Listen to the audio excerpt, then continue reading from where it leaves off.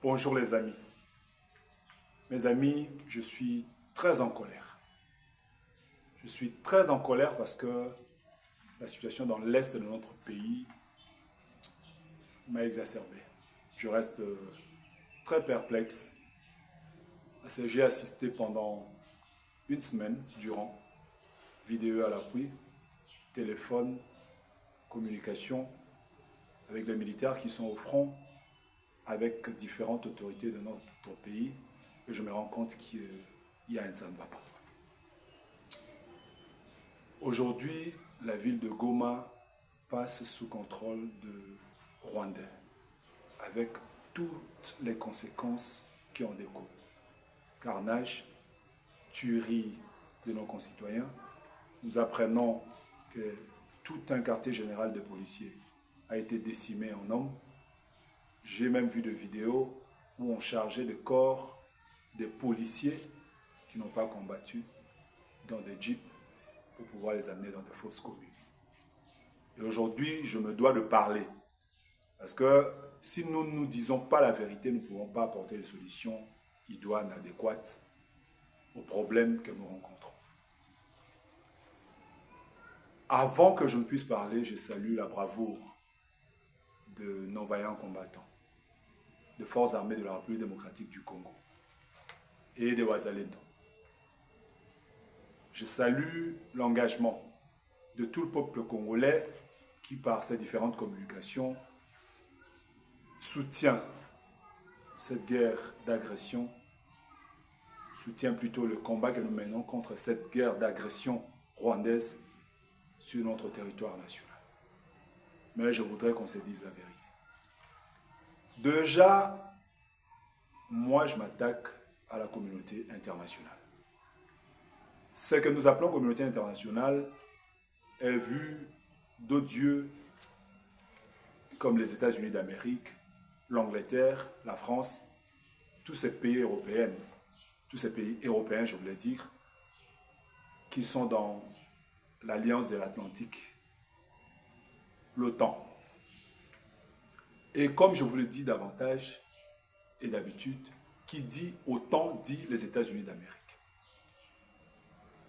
Et aujourd'hui, nous sommes combattus par le Rwanda. Non, il ne faut plus nommer le Rwanda. Moi, je pense que l'accusation doit aller au-delà. Nous sommes combattus par les forces de l'OTAN. Parce que c'est l'OTAN et l'Union européenne qui financent la guerre que nous mène le Rwanda. C'est l'OTAN et l'Union européenne qui donnent équipement militaire et expertise. C'est l'OTAN et l'Union européenne qui veulent balkaniser notre pays. Parce qu'ils pensent que ce que regorge le sous-sol congolais doit servir à leur développement technologique et au détriment des Congolais. Qu'est-ce que j'ai dit au détriment? Sur le sang de ces mêmes Congolais. Aujourd'hui, nous assistons à ciel ouvert au carnage du peuple congolais dans l'est de notre pays, malheureusement financé et orchestré par la communauté internationale. Quand je grandissais, je ne comprenais pas pourquoi le Hamas, la Hezbollah et tous ces orientaux-là brûlaient les drapeaux des pays occidentaux. Aujourd'hui, je commence à comprendre pourquoi ces mouvements les faisaient. Ils les faisaient parce qu'ils en avaient ras-le-bol. Ils les faisaient parce qu'ils s'étaient rendus compte que ce sont ces pays qui finançaient, organisaient des mouvements terroristes dans leurs pays respectifs. Et aujourd'hui, c'est le tour de l'Afrique et surtout de la République démocratique du Congo de subir les affres de l'impérialisme, du mercantilisme, du cynisme des Occidentaux, spécialement de l'OTAN et de l'Union européenne. Je suis choqué d'assister à la condamnation du Rwanda par la France, d'assister à la condamnation du Rwanda par l'Allemagne, d'assister à la condamnation du Rwanda par tous ces pays occidentaux, alors que ce sont ces pays occidentaux, à travers l'Union européenne, qui financent la guerre que le Rwanda nous mène. Pendant qu'ils condamnent le Rwanda, qui lui demande de retirer ses troupes du sol congolais, ce sont les mêmes qui ont signé des contrats avec le Rwanda pour l'achat de matériaux que le Rwanda ne dispose pas. Et ils savent pertinemment bien que le Rwanda doit mener une guerre en République démocratique du Congo, tuer les Congolais, violer les femmes congolaises, chasser les enfants congolais de leur toit, les faire dormir à la belle étoile pour pouvoir exploiter ces minéraux et le leur vendre. Et ils financent cela, mais ils prennent encore le kilo de venir, par exemple, au Conseil de sécurité, dénoncer l'agression rwandaise et lui demander de retirer ses troupes, sans les condamner, bien sûr, sans prendre de sanctions sévères à son endroit. Et le monde entier assiste à cela. Je suis choqué d'assister à cette hypocrisie internationale, cette hypocrisie de l'Union européenne, cette hypocrisie de ce que nous appelons la communauté internationale aujourd'hui. L'autre L'autre hypocrisie, c'est celle du gouvernement congolais. Je dois être franc, c'est mon gouvernement, c'est le gouvernement de mon pays, mais je me dois d'être franc avec ce gouvernement. Madame Kaikwamba, chapeau pour le beau discours que vous tenez, mais je crois que le temps des discours est fini. Madame, quand on parle diplomatie, je ne suis pas très doué, peut-être que je n'ai pas trop de leçons à vous apprendre par rapport à ça, mais de peu de connaissances que j'ai en diplomatie, par rapport à la diplomatie, aux relations internationales, quand on parle de diplomatie, c'est plus de diplomatie liée aux intérêts économico-militaires. Il n'y a que ces deux volets-là. Soit vous allez pour des intérêts économiques, soit vous allez pour des appuis ou des partenariats militaires. Qui dit partenariat militaire renferme l'intelligence, ça veut dire le renseignement, renferme l'appui en équipement militaire, renferme la formation militaire, renferme la coopération. Vous mettez dans une sorte de coopération ou d'association de manière à faire face aux agressions qui pourraient intervenir. Mais quand vous allez pleurnicher auprès de la communauté internationale pour espérer que la communauté internationale puisse prendre des mesures à l'endroit d'un pays, moi je trouve que c'est de la faiblesse. Madame, chapeau à toutes les démarches que vous menez, mais il est temps de cesser d'aller pleurnicher auprès de cette communauté internationale qui est la même qui finance la guerre en République démocratique du Congo. Et nous devons être francs avec nous. Autant je le dis à Madame Kaikwamba, autant je le dis au président de la République. Parce que j'entends dans les discours, dans les rapports du gouvernement, la communication du gouvernement, on essaye d'amadouer, de remercier les États-Unis d'Amérique, de remercier la France pour avoir... Patati patata, le temps de discours est révolu. Nous faisons de 12 yeux aux mêmes personnes qui financent la guerre qui est dans l'Est de notre pays. Et cette hypocrisie gouvernementale à faire de 12 yeux à nos bourreaux doit cesser. Vous devez apprendre à être franc, direct avec ces gens et les pointer le doigt. L'ennemi de la République démocratique du Congo aujourd'hui n'est pas seulement le Rwanda. Le Rwanda n'est qu'une étiquette utilisée par nos bourreaux. Il faut les nommer spécialement, spécifiquement. L'ennemi de notre pays aujourd'hui, c'est la communauté internationale à travers l'Union européenne, l'OTAN, les États-Unis d'Amérique, l'Angleterre, et il faut le dire ouvertement. Et il faut ajouter aussi la Turquie. De toutes les façons, la Turquie est membre de l'OTAN. Aux Africains, je trouve aberrant, très aberrant, que Nanga puisse commencer sa formation, comment ça s'appelle encore, à l'AFC au Kenya, en Nairobi, et nous continuons encore à entretenir des relations avec le Kenya. Sachant que William Ruto a même envoyé des militaires en République démocratique du Congo. Ils sont venus dans le cadre de l'EAC et ces mêmes militaires s'étaient transformés en appui au Rwanda et ses supplétifs des M23. Je trouve aberrant qu'on continue encore à placer foi à l'EAC, faire venir de Sud-Africains, faire venir de Burundais, 6 000, 8 000 militaires dans notre pays, et que ces militaires se transforment en bourreaux. Ils ne savent rien faire, ils laissent prendre la ville de Goma, et nous continuons encore à entretenir des relations diplomatiques avec ces gens, croyant qu'ils peuvent faire quelque chose pour notre pays. Vous avez entendu le président Cyril Ramaphosa. Il dit ouvertement que ces militaires ont été envoyés en République démocratique du Congo pour maintenir la paix. Je ne sais pas ce qu'il entend par maintenir la paix. Et il dit qu'il n'était pas envoyé en République démocratique du Congo pour faire la guerre. Pourquoi accepter des militaires qui viennent dans notre pays, sachant qu'ils viennent pour faire la guerre, et dans leur esprit, ils viennent pour maintenir la paix. Quand ils disent maintenir la paix, mon Dieu, mon œil, je me pose la question, qu'est-ce que Cyril Ramaphosa veut dire par là? Et nous, la République démocratique du Congo, non, nous continuons dans nos discours à remercier des gens inutiles, des gens incapables de faire quelque chose pour nous. Je me rabats sur la MONUSCO, la mission onusienne pour la stabilité et la paix en République démocratique du Congo. Cette mission inutile qui est en République démocratique du Congo depuis 1999, avec 14 000 militaires aujourd'hui. Il y en avait 13 000, certains sont partis, entre autres le contingent pakistanais, et aujourd'hui, nous en sommes à 14 000 militaires inutiles dans notre pays, incapables de faire face à 4 000 Rwandais. Oh mon Dieu, mon roi. Est-ce que ce sont des militaires ou des commerçants, des marchands qu'on a ramassés dans tous ces différents pays pour venir donner des informations au Rwanda afin que le Rwanda fasse de la République démocratique du Congo son marchepied? Pourtant, on avait déjà résolu, pendant le premier mandat de Félix Antoine Tshisekedi, que la MONUSCO puisse plier bagages et s'en aller. Vous savez ce qui s'est passé à l'autre, à Ouagadougou, au Burkina Faso?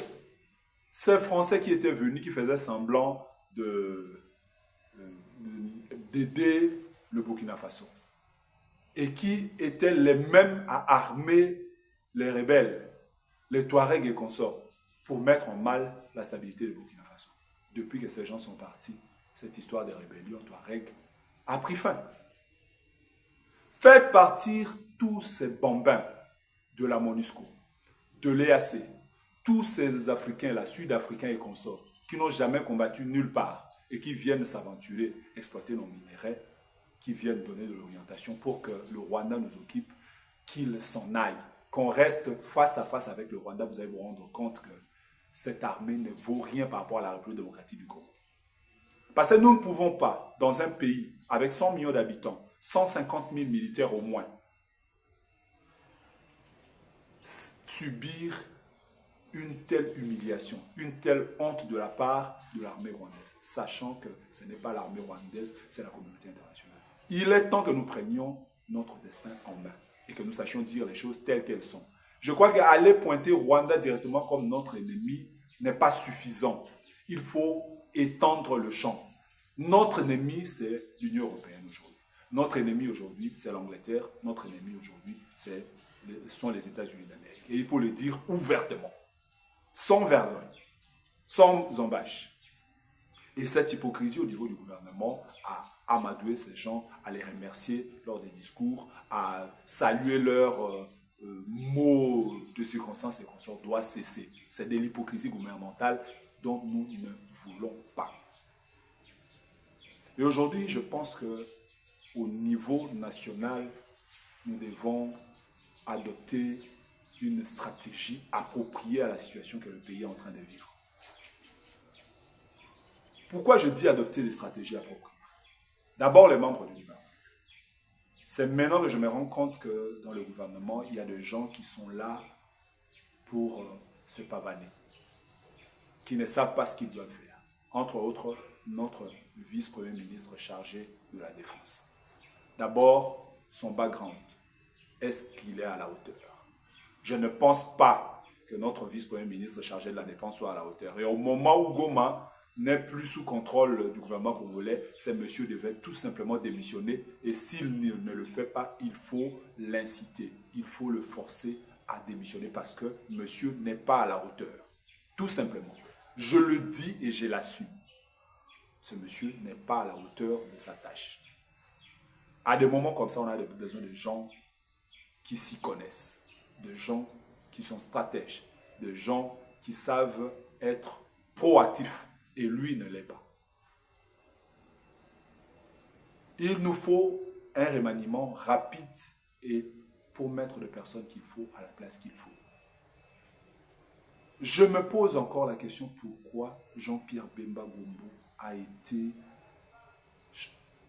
remplacé de son poste en tant que vice-premier ministre chargé de la Défense.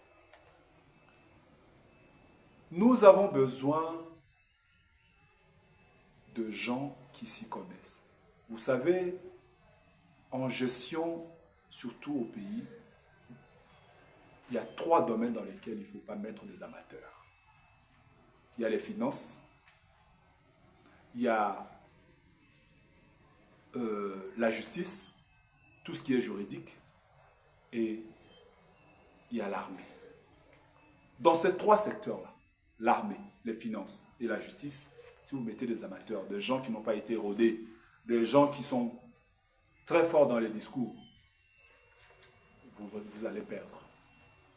Parce que les finances demandent à ce que non seulement quelqu'un soit expérimenté, mais qu'il soit d'esprit calme, qu'il soit quelqu'un qui ait des tempéraments très calmes, quelqu'un qui n'est pas agité, qui ne peut pas se perdre dans les calculs. Parce que les finances, qui dit finance, dit calcul, dit argent. Et au niveau de l'armée, c'est pareil. L'armée, c'est de la stratégie. D'ailleurs, quand nous parlons stratégie, c'est l'armée qui nous a sorti cette expression-là, parce qu'il s'agit de la stratégie militaire. Et la stratégie militaire, c'est de l'anticipation. Depuis la prise de Bunagana par le Rwandais, je me suis toujours posé la question pourquoi nous attendions que les Rwandais nous attaquent et que nous ripostions. Je me suis toujours posé cette question-là. L'armée, c'est le renseignement. Non seulement vous avez le renseignement, mais ce n'est pas pour mettre dans le placard les renseignements et les prises de décision adéquates, appropriées par rapport à tous les renseignements que vous avez. Vous anticipez l'ennemi et ainsi vous pouvez le contrer, lui barrer la route. Mais quand vous attendez de subir les menaces, les attaques de l'ennemi, c'est qu'il y a un problème dans les chefs de commandement de l'armée et du pays. Et malheureusement, nous avons assisté à des discours de communiqués où on disait les forces armées de la République démocratique du Congo ont repoussé les attaques des ennemis. Les forces armées de la République démocratique du Congo ont repoussé telle attaque. Non, non. Moi, je pense qu'il faut anticiper cela. Et aujourd'hui, avec la prise de Goma, nous devons être conscients de nos défaillances et de prendre des mesures adéquates. Et monsieur le président de la République, nous n'avons qu'à faire de discours, à nous expliquer ce qui s'est déjà passé, que tout le monde connaît à cause des réseaux sociaux que nous avons. Nous pouvons aujourd'hui disposer de toutes les informations. Ce dont nous avons besoin, c'est non seulement des instructions, mais des mesures concrètes, appropriées, ad hoc, adéquates aux problèmes que nous rencontrons et des solutions, des résultats doivent être palpables, tangibles. Et c'est ce que je demande au gouvernement congolais de faire. Nous avons besoin de tout réaménager aujourd'hui. Un remaniement gouvernemental est obligatoire et immédiat pour mettre hors du circuit tous ces amateurs qui sont dans le gouvernement et de placer les hommes qu'il faut à la place qu'il faut parce que, à l'allure où nous allons, soit c'est la partition du pays, parce que les Rwandais qui viennent ont pour seul but de prendre une partie du pays et d'exploiter nos minerais au profit de leurs parents, ou soit nous prenons la décision de gérer notre pays, de lui donner un avenir meilleur et l'histoire nous en sera, et l'avenir nous en sera reconnaissant. Parce qu'il ne faut pas que demain, nos enfants, nos petits-enfants nous taxent d'avoir vendu le pays, d'avoir cédé le pays au Rwanda, d'avoir cédé le pays, d'avoir balkanisé le pays au profit de l'OTAN, de la communauté internationale, de l'Union européenne. Quand je vois la situation de Goma, nos militaires qui se sont battus, qui ont tenu Goma pendant plus de 48 heures et qui n'ont pas été ravitaillés. On m'apprend que les avions ne pouvaient pas voler parce qu'au niveau de Rubavu, il y a une batterie antiaérienne qui a été placée. Qui vous a dit que quand un pays dispose de batteries antiaériennes, c'est un pays invincible? Que là où on a mis les batteries antiaériennes, on ne peut pas les attaquer. La première opération devait être d'envoyer un commando, détruire l'emplacement de la batterie antiaérienne. Et la deuxième opération devait être envoyer des avions de chasse. Ces avions-là viennent, il y a un avion qui fait le divertissement, la diversion, et puis l'autre attaque. C'est comme ça, il faut prendre des risques. Nous sommes en guerre. Il ne faut pas mener des guerres comme des peureux. Nous avons peur de perdre un avion qui coûte, je ne sais pas, 50 ou 60 millions de dollars. Mais le pays a un budget de combien? Nous pouvons disposer de tout ce budget, vu le temps actuel avec tous les enjeux, nous pouvons disposer de tous ces 20 milliards-là pour équiper notre armée et puis faire face à l'agression étrangère. Cessez avec ces beaux discours. Monsieur Patrick Mouyaya, salut, bonjour, vous faites votre travail en tant que communicateur, mais je crois avec l'ensemble du gouvernement, vous devez cesser de prendre un peuple, le peuple congolais, comme un peuple idiot. Nous ne sommes pas idiots. Cessez de nous amadouer avec vos beaux discours. Nous n'avons qu'à faire de beaux discours. En ce moment-ci, nous avons besoin d'action, de proactivité. Nous avons besoin de faire face, de nous lever, de nous lever le front, dressons nos fronts, comme le dit notre hymne national, pour faire face à cette humiliation que veut nous imposer les Européens à travers le Rwanda. Je crois que si on me laisse le temps, j'aurai encore à parler. Mais ce que j'ai dit, vous devez prendre ça en compte.